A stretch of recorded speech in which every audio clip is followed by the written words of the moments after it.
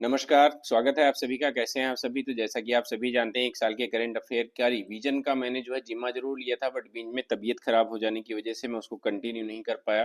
But जितने भी topics हुए हैं, उन सभी की पीडीएफ आपको कल सुबह तक प्रोवाइड करवा दी जाएगी, जिससे कि जो है आप लोग आप जो अपकमिंग एग्जाम है, जो पीसीएस का 22 दिसंबर को हो रहा है, तो उसमें आपको हेल्प मिल सके। 100 टॉपिक्स, मतलब 100 क्वेश्चन मत समझिएगा, 100 टॉपिक्स हैं जो आपको बहुत ज़्यादा हेल्प करेंगे। तो आइए आगे बढ़ते हैं और देखते हैं आज क्या कुछ है आपके लिए। तो ये पहला सवाल आपके सामने है कि 16 मार्च की बात है, 16 मार्च 2024 को, ठीक है। तो 16 मार्च 2024 को किस राज्य में देश का पहला ऑयल पाम प्रोसेसिंग संयंत्र शुरू किया गया? केरला में शुरू किया गया, अरुणाचल प्रदेश में, असम में, तमिलनाडु में? इस पे आप जवाब दीजिए और आपको पहले बता दे रहे हैं। अगर मैं बात करता हूँ कि पहला पाम ऑयल, ठीक है, प्रोसेसिंग, अगर हम बात करते हैं कि पहला पाम ऑयल प्रोसेसिंग संयंत्र की जो भी प्रोसेसिंग इसकी यूनिट लगाई गई है, देश की पहली यूनिट है, तो इस वजह से आपके लिए थोड़ा सा इम्पोर्टेंट हो जाता है। आप इसको देख लीजिएगा। पहला कि ये जो शुरू कब हुआ, तो इसकी जो शुरुआत हुई है वो शुरुआत हुई है 16 मार्च 2024 को इसकी शुरुआत हुई है, ठीक है। और है कहाँ पर ये, अगर मैं इसकी लोकेशन के बात करूँ आपके सामने, ठीक है, तो इसकी जो लोकेशन है वो आपकी लोअर दिबांग घाटी में है। जो आपकी लोअर दिबांग घाटी है, दिबांग घाटी कहाँ पे पड़ती है जानते हैं? मुझे बताने की ज़रूरत नहीं है, क्योंकि दिबांग के बारे में, एक मिनट, शायद पेन कुछ फंस रही है, एक मिनट। हाँ, लोअर दिबांग घाटी। तो लोअर दिबांग घाटी कहाँ पड़ती है? अरुणाचल प्रदेश। तो यहाँ पर शुरू किया गया है इसको। तो ये कुछ फैक्ट्स हैं जो आपको कम से कम पता चल सकता है, ठीक है। और साथ में ध्यान देना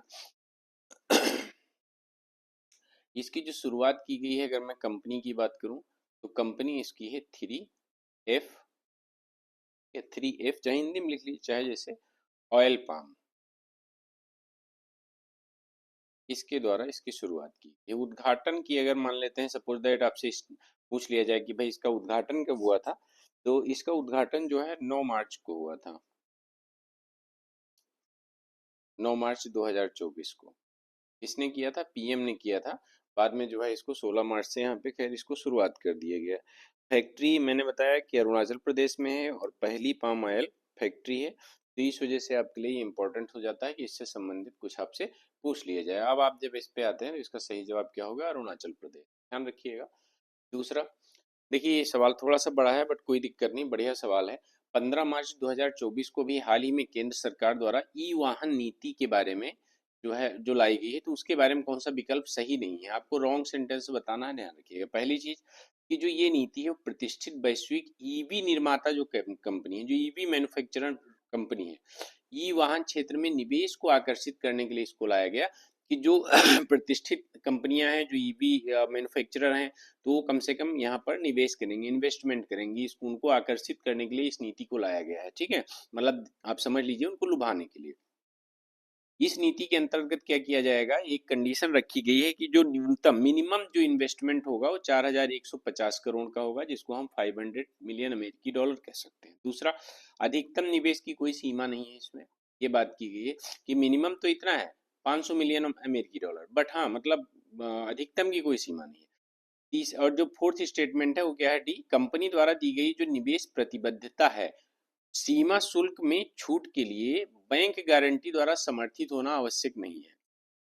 देखो, इसके बारे में अगर मैं आपसे बताऊं, तो जो भी स्टेटमेंट आपके दिए गए हैं वो सभी स्टेटमेंट सही हैं, डी को छोड़कर।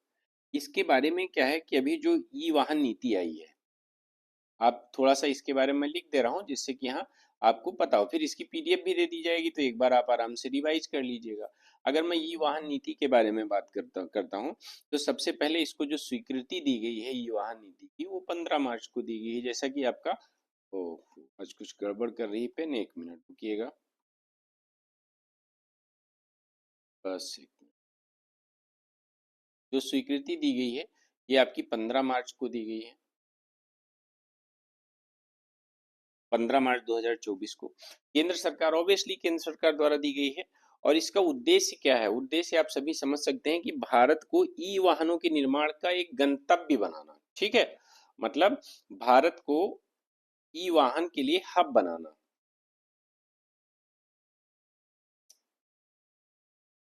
ठीक है, ये इसका उद्देश्य है। इसीलिए मैन्युफैक्चरर को अट्रैक्ट करने के लिए जो है बेसिकली इस तरह की नीति लाई गई है।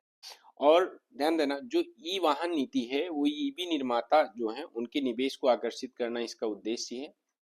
तो इन्वेस्टमेंट को अट्रैक्ट करना इसका उद्देश्य जो है, निवेश को आकर्षित करना है। ठीक है, और साथ ही अगर मैं बात करता हूं आपसे, तो जो मिनिमम इन्वेस्टमेंट है इसमें, वो मिनिमम इन्वेस्टमेंट 4150 करोड़ का है। अगर मैं अधिकतम की बात करूं कि मैक्सिमम इन्वेस्टमेंट कितना होगा, तो नो लिमिट, कोई लिमिट नहीं है इसके लिए, ये ध्यान रखिएगा, इसमें कोई लिमिट नहीं है। ठीक, और बाकी अधिकतम लिमिट की कोई सीमा नहीं, मैंने आपको बताया। अब देखो, लेकिन जो मिनिमम निवेश है, जो ये वाला निवेश है, ठीक है, ये इसके लिए बैंक गारंटी प्रोवाइड करवानी पड़ेगी, ये ध्यान रखना। तो ये सभी जो स्टेटमेंट दिए हुए हैं कि वाहन क्षेत्र में के लिए तैयार किया गया है, सही बात है, 4150 करोड़ मिनिमम इन्वेस्टमेंट है, अधिकतम की कोई सीमा नहीं है। बट यहाँ दिया है कि बैंक गारंटी की आवश्यकता नहीं है, इसलिए गलत हो जाएगा। तो डी इसका सही जवाब। ठीक है, निम्न कथनों पर विचार कीजिए। 14 मार्च 2024 की बात है कि एक राष्ट्र एक चुनाव पर जो समिति बनी थी, उसने राष्ट्रपति द्रौपदी मुर्मू को अपनी रिपोर्ट सौंप दी।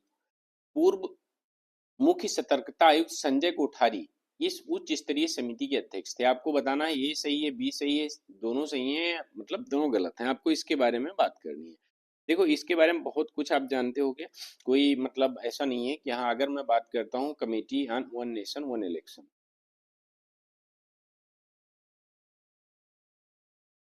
क्या हो रहा है भाई?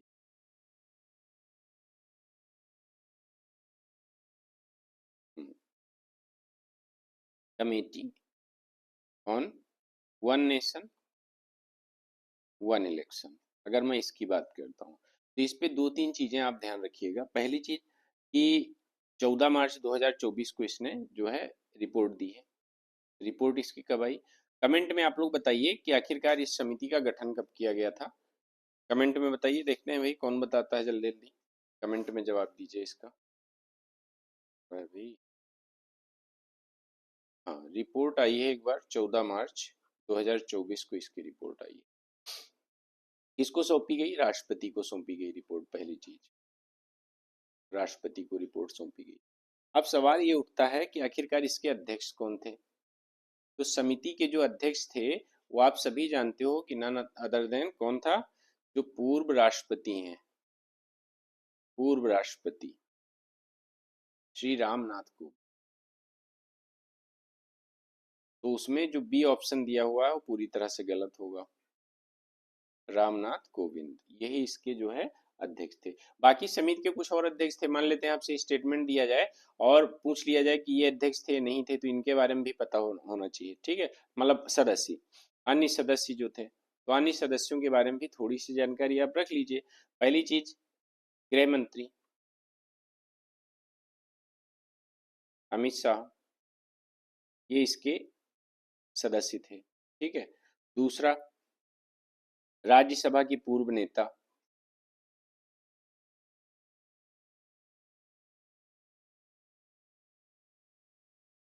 गुलाम नबी आजाद,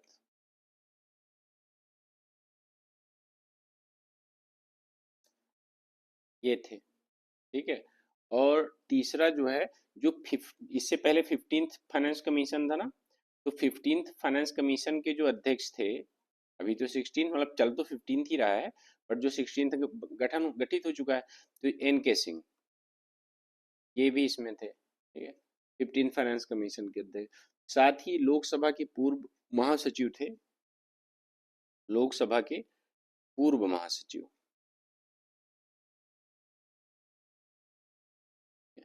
ये सुभाष जी कश्यप,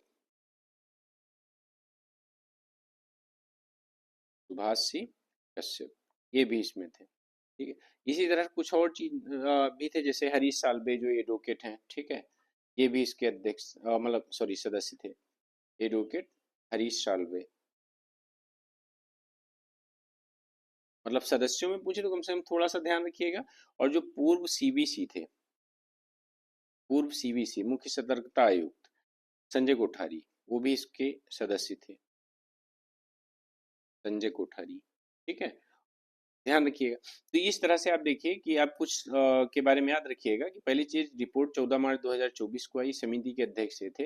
बाकी ये कुछ इसके सदस्य थे, जैसे गृह मंत्री अमित शाह हो गए, राज्य सभा में पूर्व नेता जो हैं Ghulam Nabi Azad, 15th finance commission के अध्यक्ष एन के सिंह, लोकसभा के पूर्व महासचिव सुभाष सी कश्यप और एडवोकेट हरीश साल्वे, पूर्व सीबीसी संजय कोठारी, ये सब इसके सदस्य थे। ठीक है, तो अब इसमें अगर बात करें तो ये तो सही बात है, बट ये संजय कोठारी इसके अध्यक्ष थोड़े थे, संजय कोठारी इसके सदस्य थे, अध्यक्ष नहीं थे। ठीक है, तो ये गलत हो जाएगा आपका सेंटेंस, तो इसमें केवल एक सही होगा आपका। Okay, next. 14 मार्च 2024 को भारत और सिंगापुर के मध्य किस क्षेत्र में सहयोग के संबंध में समझौता ज्ञापन हस्ताक्षरित हुआ है? अब इस तरह के भी सवाल आपसे पूछता ही है, तो कम से कम आपको पता होना चाहिए भाई कि सूचना और प्रौद्योगिकी के क्षेत्र में हुआ है। ठीक है, या मतलब इलेक्ट्रॉनिक्स के क्षेत्र में हुआ है, या लॉ एंड डिस्प्यूट रेजोल्यूशन के लिए, विधि एवं विवाद समाधान के लिए, कृषि क्षेत्र में, इसके बारे में भी आपको पता होना चाहिए। देखो बात है कि 14 मार्च 2024 की, तो सबसे पहले इसमें डेट दी हुई 14 मार्च 2024 को भारत और सिंगापुर के बीच में बिल्कुल किसके लिए, लॉ एंड डिस्प्यूट के क्षेत्र में रेजोल्यूशन के लिए समझौता हुआ है। किसमें? लॉ एंड डिस्प्यूट के क्षेत्र में रेजोल्यूशन के लिए समझौता हुआ है। अब इसमें क्या डिसाइड किया गया है कि जो दोनों देश हैं उनके बीच में जो भी मतलब इंटरनेशनल कॉमर्शियल जो डिस्प्यूट्स चल रहे हैं, तो उनके एक मतलब अल्टरनेटिव जो है उसका रेजोल्यूशन निकाला जाएगा। तो इसी के लिए जो लॉ एंड डिस्प्यूट रेजोल्यूशन है उसके लिए जो है एक समझौता किया गया है दोनों, कि भाई जो भी अपने उसका एक ज्वाइंट जो है एडवाइजरी कमेटी बनाई जाएगी और उसके हिसाब से जो है उसका रेजोल्यूशन किया जाएगा। तो ये सही है, एक अच्छी बात है, क्योंकि जितनी ज़्यादा जो है सिंगापुर के और भारत के ये जो भी डिस्प्यूट हैं अगर रिजॉल्व हो जाएंगे तो इनके बीच में व्यापार और अच्छा बढ़ेगा। ठीक है, सिंगापुर से अच्छा इन्वेस्टमेंट भी भारत को आएगा, अट्रैक्ट होगा। नेक्स्ट, 15 मार्च 2024 को नरेंद्र मोदी जी द्वारा उद्घाटित इंडियन ऑयल पारादीप हैदराबाद उत्पाद पाइपलाइन के संबंध में आपको बताना है कि कौन सा कथन सही है।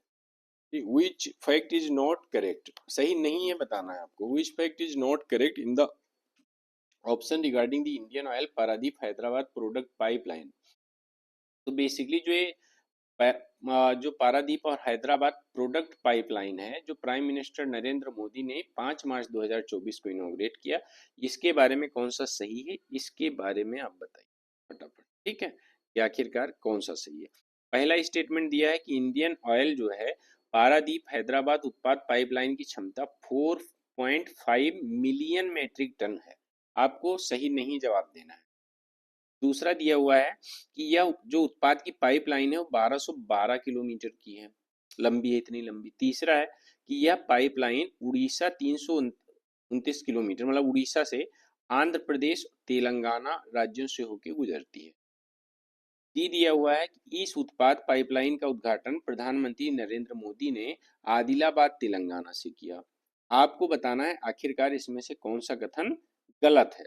ठीक है, तो सबसे पहले आप बताइए भाई कौन सा कथन गलत है, आपको समझ में आ जाएगा।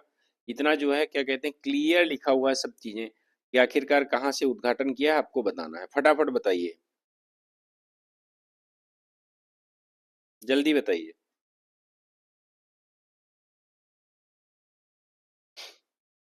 देखो एक्चुअल में ये सभी सही हैं, जो स्टेटमेंट है, सिर्फ डी गलत है। कैसे बताते हैं आपको कि देखिए ये बात सही है कि जो इंडियन ऑयल पारादीप और हैदराबाद उत्पाद पाइपलाइन है तो 5 मार्च 2024 को इसका उद्घाटन किया गया है, ये भी एकदम सही बात है। ठीक है, प्रधानमंत्री नरेंद्र मोदी जी ने किया है, ये भी एकदम सही बात है, आपको क्वेश्चन से ही पता चल रहा है। इसकी जो क्षमता है वो बिल्कुल 4.5 मीट्रिक टन प्रतिवर्ष की है, जो इसकी क्षमता है उत्पाद की। बाकी ये 1212 किलोमीटर की लंबी है भी सही है। उड़ीसा तक 329 किलोमीटर, आंध्र प्रदेश तक 723 किलोमीटर, तेलंगाना तक 160 किलोमीटर, इन सभी राज्यों से होकर ये गुजरती है। और इस उत्पाद का जो उद्घाटन है वो आदिलाबाद तेलंगाना से नहीं हुआ है। इसका जो उद्घाटन किया गया है वो कहाँ किया गया है, हैदराबाद से किया गया है, जो नागरिक उड्डयन अनुसंधान केंद्र है। ठीक है, वहां से किया गया है, जो सिविल एविएशन सेंटर है वहां से किया गया है। कहाँ से? हैदराबाद, हैदराबाद से। इस वजह से ये सेंटेंस आपका गलत हो जाएगा। कहाँ से? जो सिविल एविएशन सेंटर,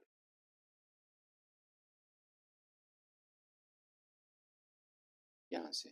ठीक है, तो डी आपका गलत। नेक्स्ट,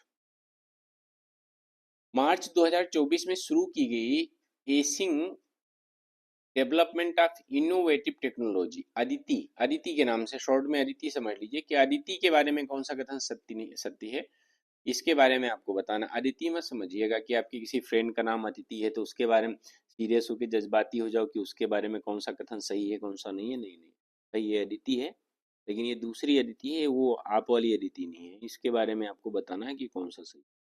ठीक है, एसिंग डेवलपमेंट ऑफ इनोवेटिव टेक्नोलॉजी। तो सबसे पहले आइए हम लोग इसको पहले स्टेटमेंट पढ़ लीजिए, फिर हम अदिति के बारे में आपको बताएं। पहला स्टेटमेंट है कि 4 मार्च 2024 को रक्षा मंत्री राजनाथ सिंह ने अदिति योजना का शुभारंभ किया। दूसरा है कि इस योजना के लिए वर्ष 2023-24 से 2025-26 तक की अवधि के लिए 750 करोड़ रुपए का बजट आवंटित किया गया है। तीसरा स्टेटमेंट है कि इस योजना का जो लक्ष्य है वो उसके लिए जो प्रस्तावित सीमा है वो 40 डीप टेक महत्वपूर्ण रणनीतिक प्रौद्योगिकियों को विकसित करना है। ठीक है, मतलब बहुत ज्यादा डीप 40 डीप टेक्नोलॉजी जो इम्पोर्टेंट जो है टेक्नोलॉजीज है उनको विकसित करना है। और फिर दिया है इस योजना के तहत स्टार्टअप को रक्षा प्रौद्योगिकी में उनके रिसर्च को के लिए, डेवलपमेंट के लिए और इनोवेशन के लिए 25 करोड़ रुपए तक की सहायता दी जाएगी। आपको बताना है आखिरकार इसमें से कौन सा कथन सही है, फटाफट बताइए।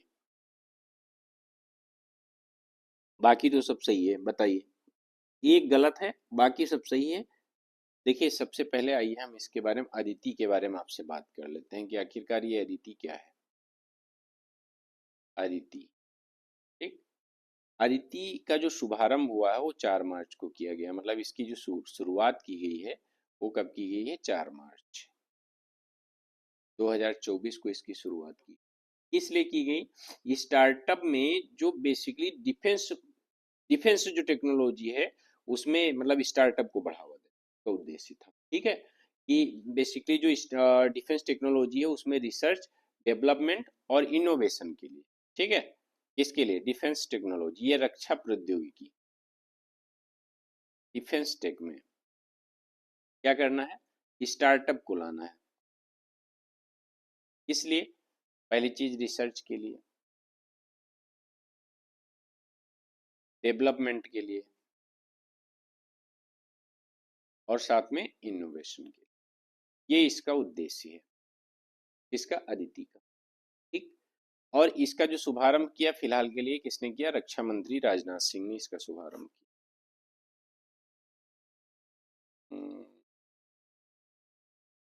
क्या हो रहा है भाई, आज का दिन ही खराब लगा, दिन ही काम करना बंद।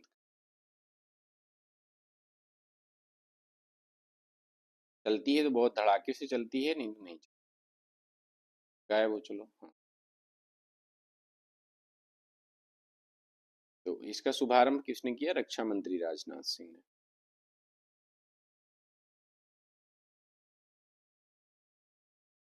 अब मान लेते हैं कि स्टेटमेंट आपसे बना के दे दिया जाए कि इसका शुभारंभ प्रधानमंत्री नरेंद्र मोदी जी ने किया है, आप फंस जाओगे।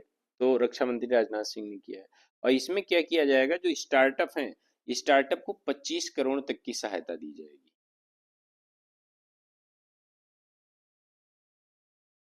25 करोड़ तक की सहायता राशि, जिससे कि वो इस फील्ड में इनोवेशन कर सकें, रिसर्च डेवलपमेंट करके। ठीक है, और इसकी जो अवधि है, जो टर्म है इसका, वो टर्म की अगर मैं बात करूं तो 2023-24 से जो भी स्टार्टअप काम कर रहे हैं इस सेक्टर में उनको भी इंक्लूड किया जाएगा, और 2025-26 तक। ठीक है, टोटल जो बजट आवंटन इसके लिए किया गया है वो 750 करोड़ का किया गया है।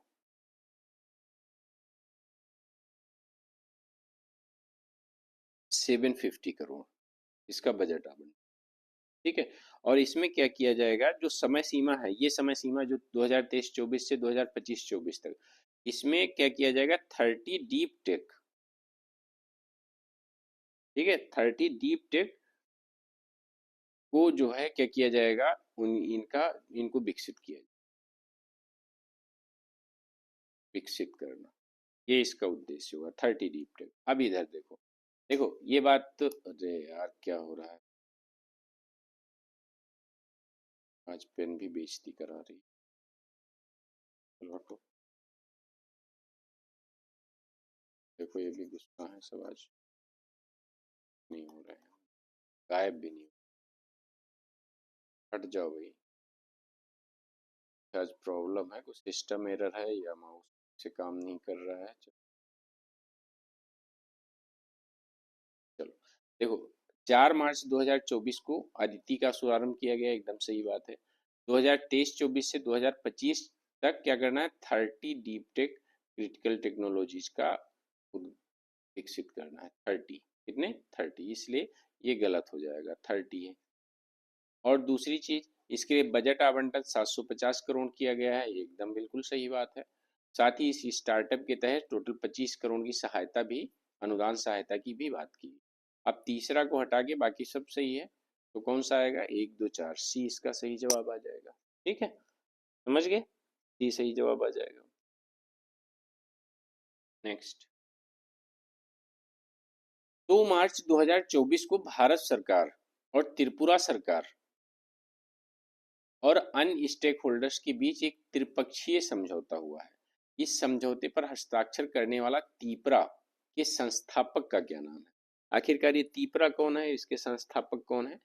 ठीक है, तीपरा का मतलब समझ रहे हो, the indigenous progressive regional alliance, जो ये अलायंस बनाया गया है तीपरा, तो आखिरकार किसने बनाया है इसको। तीपरा का मतलब हुआ the indigenous progressive regional alliance, ये the indigenous progressive regional alliance. ठीक है, ध्यान रखिएगा। तो ये इसके बारे में अगर मैं बात करता हूँ तो पहले त्रिपक्षीय समझौता है, और ये यहीं से आपको पता चल रहा है कि 2 मार्च 2024 को हुआ है। कहाँ पे हुआ है, मान लेते हैं आपसे पूछ लिया जाए कि कहाँ हस्ताक्षरित हुआ है, तो ध्यान देना नई दिल्ली में हस्ताक्षरित हुआ है। कभी कभी ये भी पूछ लिया जाता है, पता चले कह दिया जाए गांधीनगर में हुआ, अब आप फंस गए, नई दिल्ली में हस्ताक्षरित हुआ, इसको ध्यान रखिएगा। और जो रहे हैं बेसिकली, वो इसमें उपस्थित कौन रहे हैं, अमित शाह मौजूद रहे हैं, जो गृह मंत्री हैं हमारे अमित शाह जी, ये भी मौजूद रहे हैं यहाँ पर। ठीक है, और समझौते में क्या सहमति बनी है कि जो त्रिपुरा के मूल निवासी हैं उनके इतिहास को, उनकी भूमि को, इन सभी को का आर्थिक विकास पहचान की जाएगी, संस्कृति और भाषा संबंधित मुद्दों को सुलझाने की कोशिश की जाए।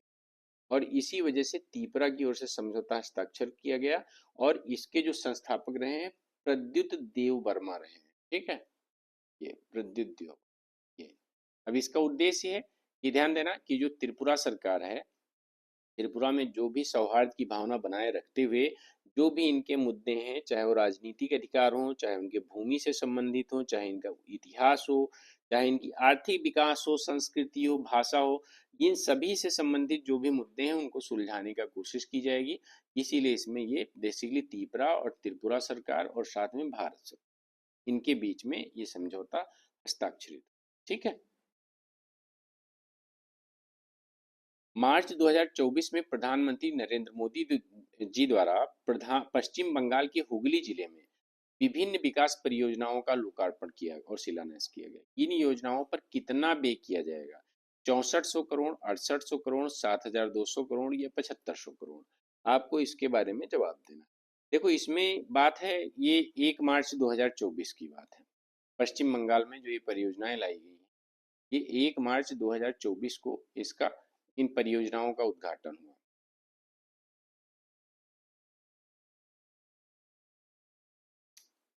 ठीक है, इन परियोजनाओं का उद्घाटन किया गया, और कहाँ पे, हुगली जिले में, हुगली जिला।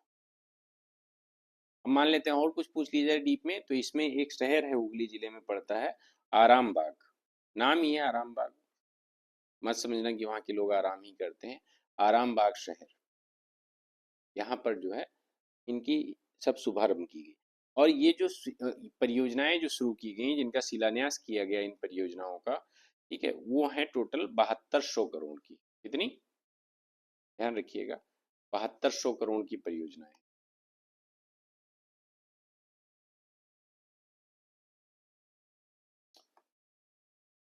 चलो आई थिंक पेन आज कुछ सही काम कर नहीं रही है, तो बहुत ज़्यादा पढ़ाऊंगा नहीं, चलिए इसी को सॉल्व करते हैं फिर आगे बढ़ते हैं।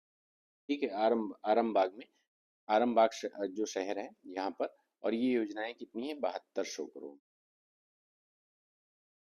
अब 7200 करोड़ की इन योजनाओं में है क्या? ये योजनाएं संबंधित हैं, किससे संबंधित हैं? जैसे रेल परियोजनाएं हैं, बंदरगाह परियोजनाएं हैं, ठीक है, सड़क परियोजनाएं हैं, ठीक है, रेल हो गया, बंदरगाह हो गया, सड़क हो गया, और पाइपलाइन, जैसे एलपीजी पाइपलाइन, पाइपलाइन परियोजना है, इस तरह से। तो और ध्यान रखना, इसमें एक इंडियन ऑयल की 518 किलोमीटर लंबी हल्दिया बरौनी पाइपलाइन भी शामिल है। हल्दिया बरौनी पाइपलाइन कितने किलोमीटर की है?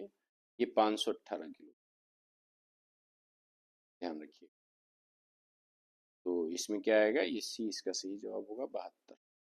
ठीक है। नेक्स्ट क्लास में हम लोग ये सवाल करेंगे कि 28 फरवरी 2024 को जल शक्ति मंत्रालय ने 6 नदियों का बेसिन प्रबंधन करने हेतु 12 तकनीकी शिक्षा संस्थानों के साथ समझौता किया है। तो अब बेसिन प्रबंधन करने हेतु शामिल 6 नदियों में से कौन सी नदी शामिल नहीं है, कौन कौन सी नदियों का बेसिन इसमें शामिल नहीं किया गया है? महानदी, कृष्णा, ब्रह्मपुत्र और पेरियार। आपको बताना है इसका जवाब। अगर आपको पता है तो आप जरूर इसका जवाब दीजिए, ठीक है, कमेंट में जवाब। धन्यवाद।